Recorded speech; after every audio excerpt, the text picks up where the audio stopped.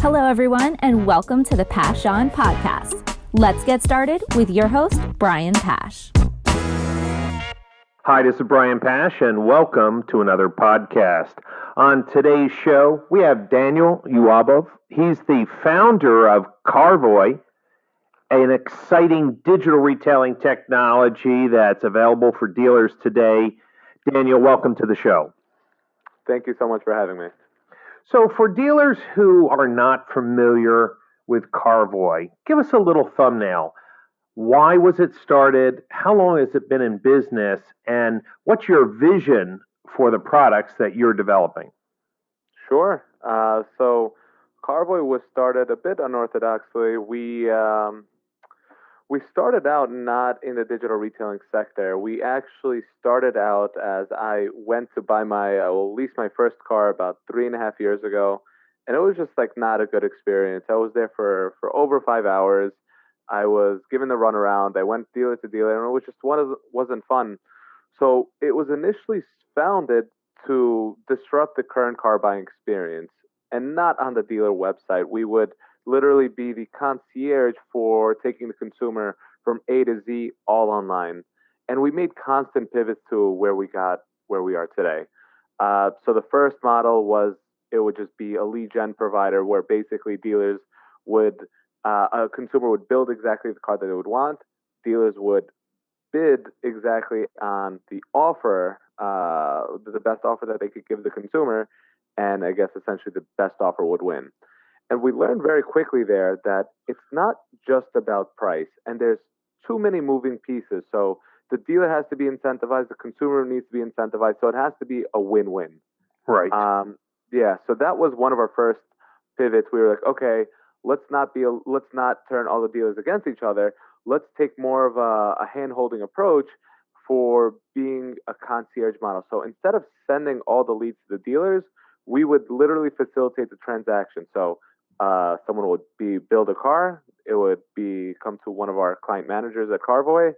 We would locate the car. We would price it out for them, and then we would follow up with the customer until they're finally closed, and we would deliver the car. So it's very similar to a broker, just online.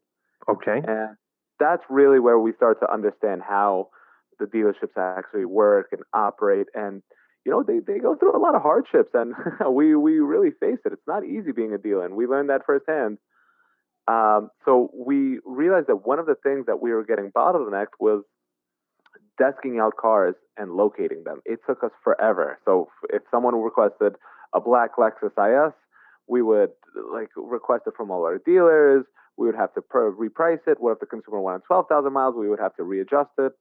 And that's when we built out our technology called Carvoy Ignite. Carvoy Ignite, in a nutshell, is an automated desking platform where it pulls the inventory in real time, and it's on that VIN-specific vehicle. It also takes the user's information, and you could have an adjusted lease very, very quickly, or a finance. And that was the first real success that we started to have in the company. So it went from, I guess, it was really interesting. This was actually about a year ago that we did this. We launched Carvoy Ignite, about 1.5 years ago, and we sold over 20% of a dealership's inventory in 1 month. And they came to us all skeptical, and they're like, that's really, really weird. What did you do? They're like, how did you just outperform our top sales guy? And they were literally asking us, like we were like literally stealing the deals from somewhere else. And it wasn't really that. We basically had a meeting with them. We sat down with them and we showed them, like, listen, we didn't do anything out of the ordinary. Well, actually we kind of did, but we just basically utilized efficient processes, transparency, and a conveniency to the consumer to make this happen. And so Daniel, in that model, when you had that initial breakthrough success, was this some type of a widget or a button that was on the dealer's VDPs that took them into your exploration and financing suite? So we didn't even get there yet. So this was literally on a third party. It was similar to like an Edmunds or a TrueCar. We would literally find the consumer and facilitate it Does that make a little bit more sense? Yes. So you were a portal, basically connecting the dealer's inventory with the pricing engine, and that was showing you that if you delivered what consumers want, which is convenience, transparency, and just make it faster, there was some traction. Exactly. And once we were delivering so many cars, the dealerships took notice. Like, this is not your ordinary, well, they would call it still a lead gen provider. This is not your ordinary partner. So we took our first meeting, and they asked, what do we do? We explained it to them. They asked, could you help us build out the same model? And we said we could. And they said, okay, well, how much would you charge? And it was basically still at its very early stages. So we weren't really exactly sure how it would work. But that's when digital retailing really starts to integrate. We literally compiled everything that we built on our marketplace, compiled into a plugin tool, and dispatched it off to the dealership and helped consult them to basically make them a successful digital retailing partner. Great. So Daniel, in my book, Just Faster with Thomas Gage, we talk about the difference between a shopping tool and a transactional tool. Shopping tool gives consumers approximate selling price, approximate payments, approximate trade-in to help them narrow down what they can afford. And then transactional tools that would give the consumer penny perfect numbers to the same degree and complexity that is in the F&I office online. Where does Carvoy sit today, either as a shopping tool or a transactional tool? So that's a very great question, right? It really is, I would say, transactional is a very interesting term that's being thrown out, right? Define transaction as everything being able to done online. You could e-contract, you could get approved online, the whole nine, or more transactional. What would you define transactional as? Yeah, so great question. What I define transactional is that the data that's being shown online is to the same robustness as what they get in the office. Whether they sign it online, like an e-docs, I don't consider that a big issue. What I am concerned about is a consumer coming in and then a tool showing them pricing that's not based on the dealer's banks, not based on the consumer's real credit score, and doesn't show the specific F&I products that will help keep the PVR strong for dealers. So transactional to me is they can get the exact numbers that they would get in the F&I office anywhere they want, and where they sign the paperwork doesn't make any difference to me.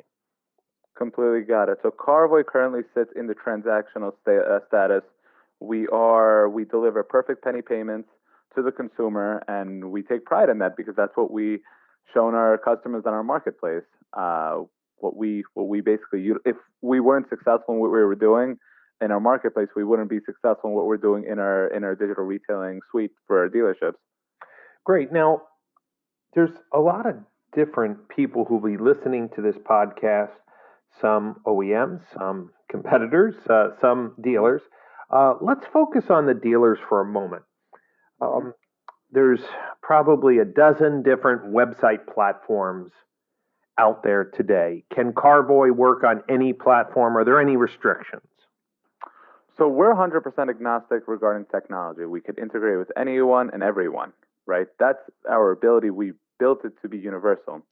The problem is that there, of course, are restrictions, either where it's you need to be OEM approved, you need to be approved by certain marketing. I wouldn't say necessarily marketing agencies. For example, there is one website provider who owns, I would say, 20% of the market share of most of the total of all the brands. But for example, getting into a CDK store is very, very difficult, and that is if you don't, well, I wouldn't just say play by the rules, but if you're not approved by them, and if you don't pass their vetting process, then you can't offer it. So at that point, it's not even a technology restriction; it's more of a political restriction. Got it. And I do know that on some of the OEM deals, any technology that collects consumer information or leads, for example, has to be certified as well. I remember in the FCA program that Shift Digital once ran, that any product that collected leads had to be Shift Digital approved. So either politics and competition or middlemen running OEM programs could put a wrench in the works. 100%. It's definitely something that is a constant battle because it's something that's constantly changing. Dealerships that you could be with on with brands that have rules one day, and then the next day it's someone else managing the compliance and all this other fun stuff, and the rules change. And this is something that we're currently seeing with Toyota, for example. So when you think of the phrase penny perfect, what I've learned in doing research for the book is that there's a couple main players that pipe in F&I product information like F&I Express. We have obviously 3 or 4 main DMS providers in the U.S., and all of these historically have been kind of barriers to entry. Is there any problem today with Carvoy accessing DMS data from CDK or Reynolds or DealerTrack? Are those all open relationships? So if a dealer has those DMSs, is there anything that they need to know about that? So the one thing with Carvoy is that we don't tap into your DMS. And that's, I think, a very sensitive point to the dealerships. We tap into basically everything around it. Regarding Route 1 and DealerTrack to get financing, those are different integrations and different avenues. And that's right. So in terms of that, it's honestly not so bad. These partners are happy to help you integrate with them. And as long as you have a very tech-savvy team, you can get it running in a very quick time. So regarding that, it's pretty easy to push to a CRM. We're still dealing with old technology, even when you push to a CRM. Unless the CRM has the ability to have a straight API push, you're stuck with pushing via XML, and it's not fun.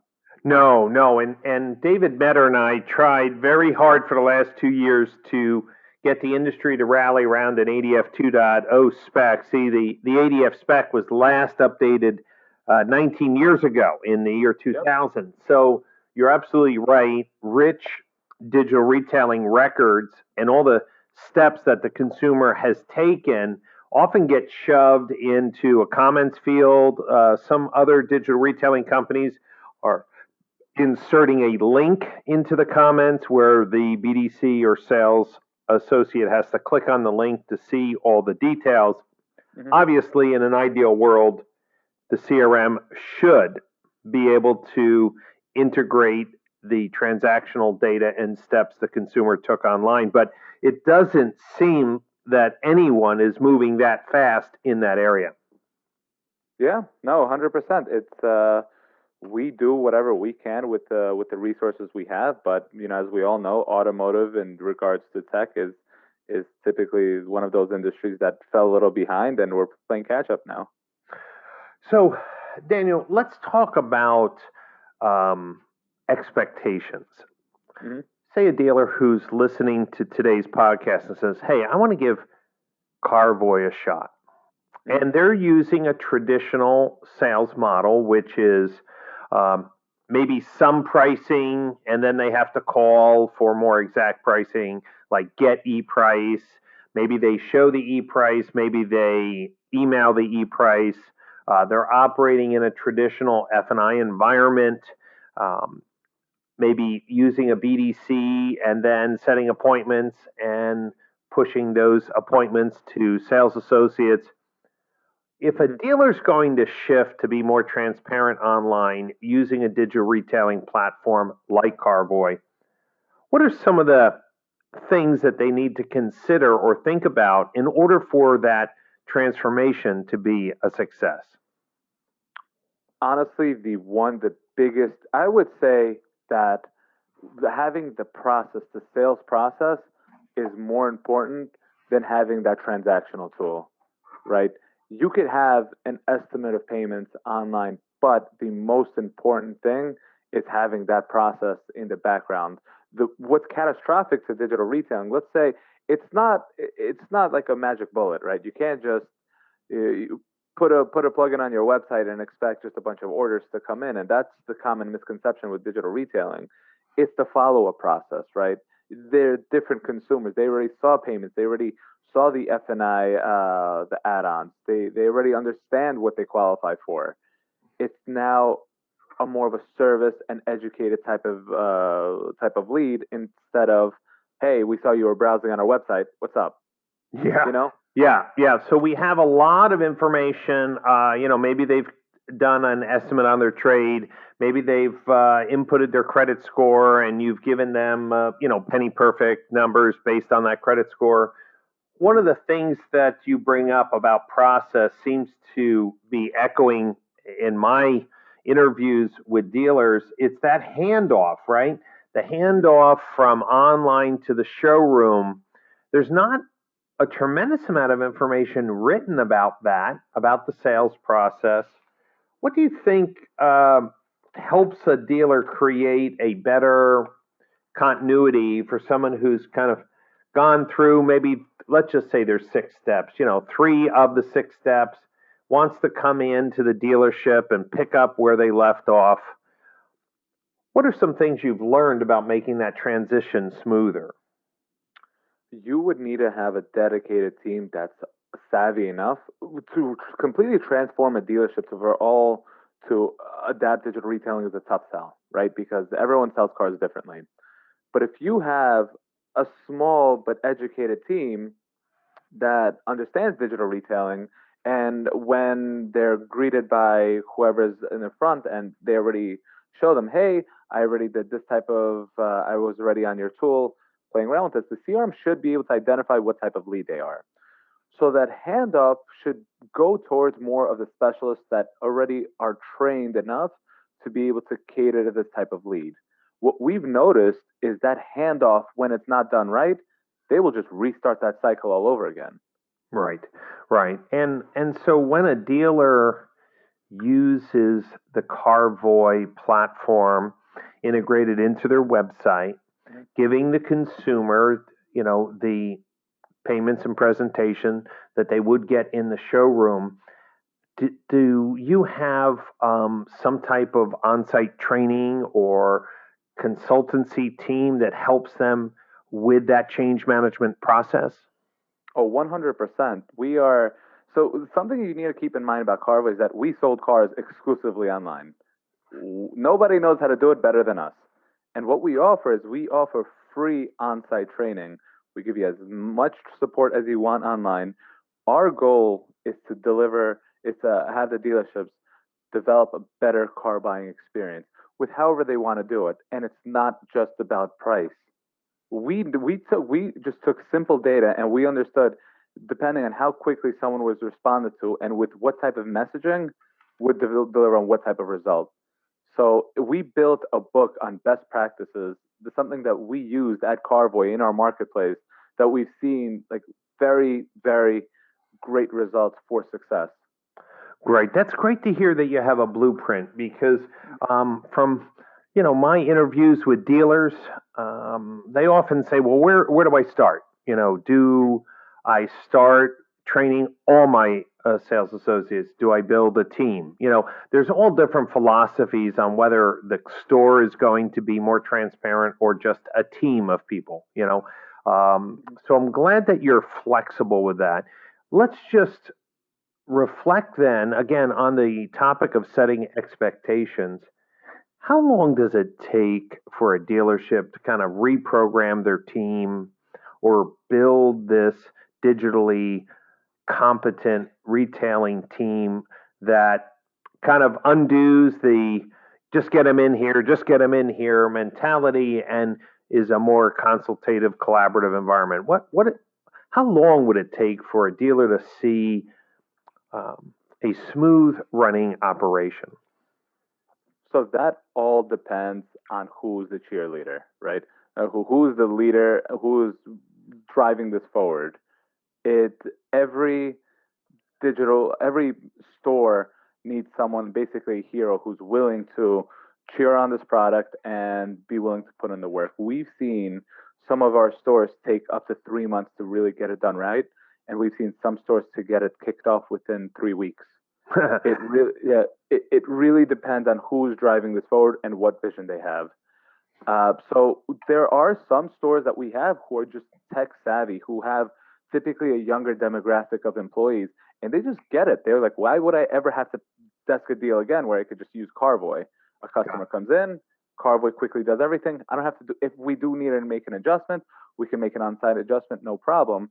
And the management was so on point, even despite all the fires that they have to put out on a day-to-day basis, they still saw the value of becoming this type of dealership, and they were able to get converted very quickly. And especially using our blueprint to boost them forward, it was a little bit more of a turnkey solution when they go in with this mindset. Great. And in the showroom, let's talk about that experience. There's a couple different approaches that I've seen. I've seen kiosks with a big screen. I've just visited a dealership in Florida that has an amazing showroom, collaborative showroom, where every salesperson has an iPad. Those iPads can then broadcast to an Apple TV screen in the seating areas around the showroom. Are your clients finding success using tablets? Are they not using tablets? What are you finding is really the best way to greet, engage, and help a consumer finish the rest of their deal? So yeah, it really depends on where they are in the buying process. If they are ready to bid for a very specific vehicle, then yes, it's a no-brainer. You don't even need an iPad, right? You could just use your phone, and you could go up to where they left off and resume with them. You don't want to create any types of friction with restarting the process. So with our stores, we do give them a digital store. So depending on regardless of where they are in their current car buying process, whether it's a person that never saw Carvoy in their life, they never saw the plugin in their life, it's just a straight lead that just came in, you could just take your phone out if you don't want to make that investment to completely change to make everything digital in your store, because that's an investment in the storefront. But since our technology is available on all platforms, you can, everyone has a cell phone, and you could just pull up a specific VIN and start the process from start, or the dealer could log into their back end account and then find the user and see where they left off and complete the transaction from there. It's a win-win.